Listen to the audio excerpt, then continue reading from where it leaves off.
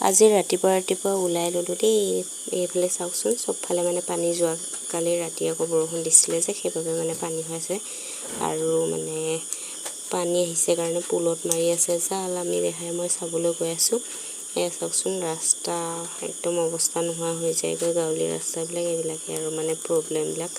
তাৰপাছত এইফালে পানী চাওকচোন, পূৰা ৰোৱাৰ ওপৰেদি মানে পানী বাগৰি গৈছে। এয়া দেখিছেনে? এনেহ'লে পানীয়ে নাই। যেতিয়া ৰুই কৰি দিব নহয়, তেতিয়াহ'লে ইমান পানী মানে। এয়া মাছ, এইফালে মাছকেইটা ধুনীয়াকৈ পাইছে, মানে মাৰিছেহে, বেছি সময় হোৱা নাই। বহি আছে পুলতে ধুনীয়াকৈ। পানী কেনেকৈ গৈ আছে চাওকচোন।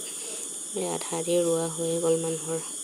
তাৰপাছত এইফালে অলপমান বাকী আছে। পানী চাওকচোন, ইমান ওপৰলৈকে উঠিছে। এয়া পূৰা মানে একদম পানী আকৌ বেছি সময় নাথাকে, অলপমান হয় আৰু মানে বাকীখিনি নাইকিয়া হৈ যায়। মানে বেছি সময় নহয় আৰু, ওখ জেগা যে পটককৈ পানী নাইকিয়া হৈছে। এইফালে ফুলকেইটাও ভাঙি আছে চাওকচোন। ৰাতি হ'লে কিমান ভয়ৰ কথা হয়নে? তাৰপাছত আকৌ এইফালে মই ভাতকেৰেলা ছিঙি ল'লোঁ। ভাতকেৰেলাটো দেখিয়ে থাকে দেই, মানে ইমান সৰু ওলাই চাওকচোন, 1 কেজিৰ ওপৰত আছে। তাৰপাছত আকৌ খাবলৈ বুলি ৰাতিলৈ মাংস আনিলোঁ, ব্ৰইলাৰ মাংস। দেহাই ব্ৰইলাৰ মাংস খাই বহুত ভাল পায়, বাকী মাংস খাই ভাল নাপায় মানে। সেইকাৰণে মাংস লৈ আহিলোঁ, খাওঁ বুলি কৈ থকাৰ কাৰণে। ব্ৰইলাৰ মাংসটো ইমান ভাল নালাগে, ঘৰুৱা মাংসবিলাকে বেছি ভাল লাগে। তথাপিও মানে কেতিয়াবা আনি খাওঁ। এইফালে মই আকৌ বহাই দিলোঁ ভাত, চচতে বহাই দিছোঁ ভাতটো। তাৰপাছত আকৌ এইফালে চাওকচোন, আমাৰ এয়া সন্মুখৰ পথাৰখন পনীৰে উপচি আছে।